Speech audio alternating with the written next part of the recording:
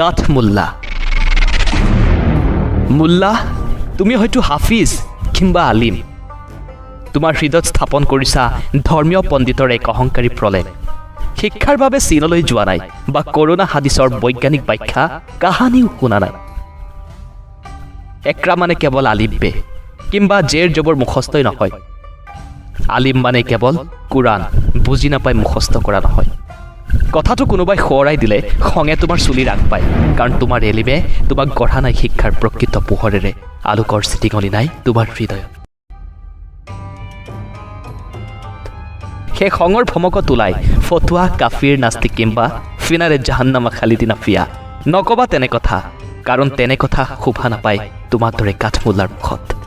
নামাজ, ৰোজা, হজ, জাকাত আৰু কালিমাৰ ইমান এয়াই শেষ কথানে?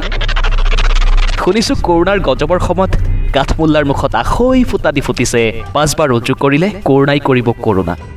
কেইটামান দোৱা পঢ়িলেই পলাই পত্ৰং দিব আল্লাই দিয়া গজব। ৰোজা ৰাখিলেই হাওঁফাওঁৰ পৰা মুক্ত হ'ব COVID-19ৰ সমস্ত বংশধৰ। তুমি হয়তো পাহৰিছা, নতুবা নাজানা নবীৰ সতৰ্কবাণী। সংক্ৰামক ৰোগীৰ পৰা থাকিবা আঁতৰি। সেয়ে কাঠমোল্লা, তুমি কাঠমোল্লা হৈ থাকা।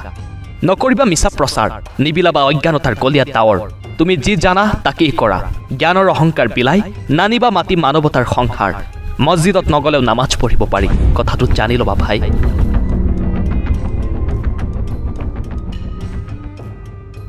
ইছলাম সৰ্বশ্ৰেষ্ঠ ধৰ্ম বুলি নকৰিবা অহংকাৰ, যদিহে বিজ্ঞান আৰু ধৰ্মৰ চৰ্চা তোমাৰ মগজুত নোসোমায়। ইছলাম কেৱল নহয় এক প্ৰাৰ্থনাৰ নাম, ই এক জীৱন পদ্ধতি। বুজিবা সঁচাকৈ আছে যদি প্ৰকৃত এলিম। তোমাৰ দৰে কাঠমোল্লা ধৰ্মৰ বেপাৰী, যাৰ পৰা বিশ্বত ইছলাম হৈছে বদনামী। তোমাৰ বেমাৰ হ'লে বেজি ল'বানে জৰা ফুকাতে সামৰিবা? গ'ল্ড ব্লাডাৰ চাৰ্জাৰী কিংবা এপেণ্ডিচাইটিছ ষ্টেৰিলাইজ নকৰাকৈ ক'বানে কৰা মোৰ কটা চিঙাবোৰ? 70% এলকহল তোমাৰ গাত লাগিলে বেহেস্তৰ দুৱাৰ বন্ধ বুলি ভাবা। বেমাৰ হ'লে কথাবোৰ হয় ইহকাল, পাহৰি যোৱা সদায় কৈ থকা পৰকাল। কাঠমোল্লা ভাই, কথা এটা শুনা, নিচাযুক্ত খাদ্যহে বাৰণ, নহয় কোনো দৰৱ বা স্বাস্থ্য ৰক্ষাৰ উপায়। জীৱন থাকিলেহে কৰিবা ঈশ্বৰৰ সন্ধান। সেয়ে ভাই, মূৰ্খ হৈ জ্ঞানীৰ ভাও নধৰিবা। নিজে যদি মৰিব খুজিছা মৰা, মানৱতাক নকৰিবা হত্যা। কৰোণাৰ নামত নিদিবা ধৰ্মৰ দোহাই। একেই কথা কুসংস্কাৰ আৰু অন্ধবিশ্বাসৰ বনিজ কৰা ধূৰ্ত আৰু পাথৰ বেপাৰী মানৱতা নহয়, মন্ত্ৰ তোমাৰ আৰু জ্যোতিষ বেপাৰীৰ।